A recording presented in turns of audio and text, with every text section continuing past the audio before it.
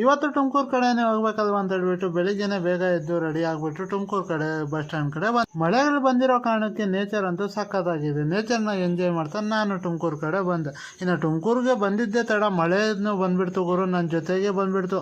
ಇನ್ನು ಏನು ಮಾಡೋದು ಅಂತ ಬೇಗ ಆಟೋ ಹಿಡ್ಕೊಂಡು ಆಟೋದಲ್ಲಿ ಕೂತ್ಕೊಂಡು ನನಗೆ ಹೋಗೋ ಅಷ್ಟರಲ್ಲಿ ಸಾಕಾಗಿತ್ತು.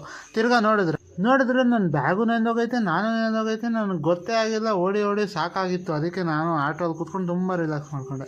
ಫೈನಲಿ ಡೆಸ್ಟಿನೇಷನ್ಗಂತೂ ರೀಚ್ ಆಗಿತ್ತು. ಇನ್ನು ಕೆಲಸ ಬಂದುಬಿಟ್ಟು ಈ ಡಿನ್ರನ್ಗಳು ಎಲ್ಲ ಫಿಟ್ ಮಾಡಬೇಕಾಗಿತ್ತು. ಆದರೆ ಫಿಟ್ ಮಾಡೋಕ್ಕಿಂತ ಮುಂಚೆ ಇದನ್ನೆಲ್ಲ ಕಟಿಂಗ್ ಮಾಡಿಕೊಂಡು ಮತ್ತೆ ರಿವಾಲ್ವ್ ಮಾಡ್ಕೋಬೇಕು. ಅದಕ್ಕೆ ಒಂದು ಕಡೆಯಿಂದ ಕಟಿಂಗ್ ಮಾಡ್ಕೊಳ್ಳೋಣ ಅಂತ ಹೇಳ್ಬಿಟ್ಟು ಕಟಿಂಗ್ ಮಿಷಿನ್ ಕಡೆ ಕೂತ್ಕೊಂಡೆ.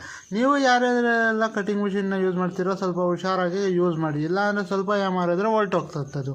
ಯೂಸ್ ಮಾಡೋವಾಗಂತೂ ಕೈಗಳು ಸ್ವಲ್ಪ ಜೋಪಾನವಾಗಿ ಇಟ್ಕೋಬೇಕು. ಸ್ವಲ್ಪ ಯಾಮಾರಿದ್ರೆ ತಲೆ ಬುಳ್ಳೆಗಳೇ ಎಗರೋಗುತ್ತೆ. ಕಟ್ ಮಾಡ್ಕೊಂಡಿರೋ ಡಿನ್ರಲ್ಗಳನ್ನ ಒಂದು ಸತಿ ಇಟ್ಕೊಂಡು ಮೆಜರ್ಮೆಂಟ್ ಮಾಡ್ಕೊಂಡು ಆಮೇಲೆ ಹೋಲ್ ಮಾಡ್ಕೊಳ್ಳೋಣ ಅಂತ ಹೇಳ್ಬಿಟ್ಟು ಬೇಗ ಬಂದು ಮೆಜರ್ಮೆಂಟ್ ಮಾಡಿರೋ ಹೋಲ್ಗಳನ್ನ ಚೆಕ್ ಮಾಡ್ಕೊಂಡೆ. ಅದನ್ನು ಮಾಡ್ಕೊಳ್ಳೋವಾಗ ಟೀ ತಂದುಕೊಟ್ರು. ಟೀನು ಕುಡ್ಕೊಂಡು ಕೆಲಸ ಸ್ಟಾರ್ಟ್ ಮಾಡೋಣ ಅಂತ ಟೀನು ಬೇಗ ಕುಡ್ಕೊಂಡು ತಿರ್ಗಿ ಅಲ್ಲಿಂದ ಹೋಲುಗಳು ಹಾಕೋಣ ಅಂತ ಡ್ರಿಲ್ಲಿಂಗ್ ಮಿಷಿನ್ ಹತ್ತಕ್ಕೆ ಬಂದರೆ ಮಿಷಿನ್ ಸ್ವಲ್ಪ ಬ್ಯುಸಿ ಇತ್ತು. ಅದಕ್ಕೆ ನಿನಗೆ ಸ್ವಲ್ಪ ಹೊತ್ತು ಫುಲ್ ಸ್ಟಾಪ್ ಕೊಡ್ತೀನಿ ಅಂತ ಹೇಳ್ಬಿಟ್ಟು ಫುಲ್ ಸ್ಟಾಪ್ ಕೊಟ್ಬಿಟ್ಟು ಬೇರೆ ಕೆಲಸ ನೋಡೋಣ ಅಂತ ಹೋದೆ. ತಿರ್ಗಿ ಅಷ್ಟರಲ್ಲೇ ಮಿಷಿನು ಫ್ರೀ ಆಗಿತ್ತು. ಅದಕ್ಕೆ ಸ್ವಲ್ಪ ಸೆಂಟ್ರ್ ಪಂಚ್ ಹೊಡ್ಕೊಂಡು ಅದನ್ನು ಹೋಲ್ ಮಾಡಿಕೊಂಡು ಆ್ಯಸ್ ಪರ್ ದ ಮೆಜರ್ಮೆಂಟ್ನ ಅದನ್ನು ಹೋಲ್ ಮಾಡಿಕೊಂಡು ಒಂದು ಸತಿ ಚೆಕ್ ಮಾಡಿಕೊಂಡೆ. ಸಂಜೆನೂ ಆಯಿತು, ಕೆಲಸನೂ ಮುಗೀತು ಅಂತ ನಾನು ಬಸ್ ಸ್ಟ್ಯಾಂಡ್ ಕಡೆ ಹೋದೆ ಗುರು. Government bus ಸ್ಟ್ಯಾಂಡ್ಗಂತೂ ಬಂದುಬಿಟ್ಟೆ. ಆದರೆ ಇಲ್ಲಿ ತುಮಕೂರಲ್ಲಿ ಒಂದು ಬಸ್ಸು ಇಲ್ಲ ಗೌರಿಬಿದನೂರಿಗೆ. ಏನು ಮಾಡೋದು ಏನೋ ಗೊತ್ತಾಗಲಿಲ್ಲ.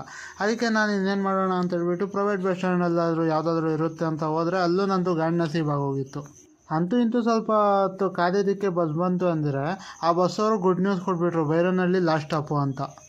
ಹೆಂಗೋ ನಾನು ಅದೃಷ್ಟ ಚೆನ್ನಾಗಿದ್ದೇನಪ್ಪ ಅಂತ ಹೇಳ್ಬಿಟ್ಟು ನಮ್ಮ ಮಾಮ ಅವರು ತುಮಕೂರಿಗೆ ಬಂದಿದ್ದರು. ಅವ್ರಿಗೆ ಕಾಂಟ್ಯಾಕ್ಟ್ ಮಾಡಿಕೊಂಡು ನಾನು ಅವ್ರ ಜೊತೆಗೆ ಬಂದುಬಿಟ್ಟೆ. ಫೈನಲಿ ಮನೆ ಕಡೆಗೂ ಬಂದೆ. ಸ್ವಲ್ಪ ಜೀವಕ್ಕೆ ಎಲ್ಲ ನೆಮ್ಮದಿ.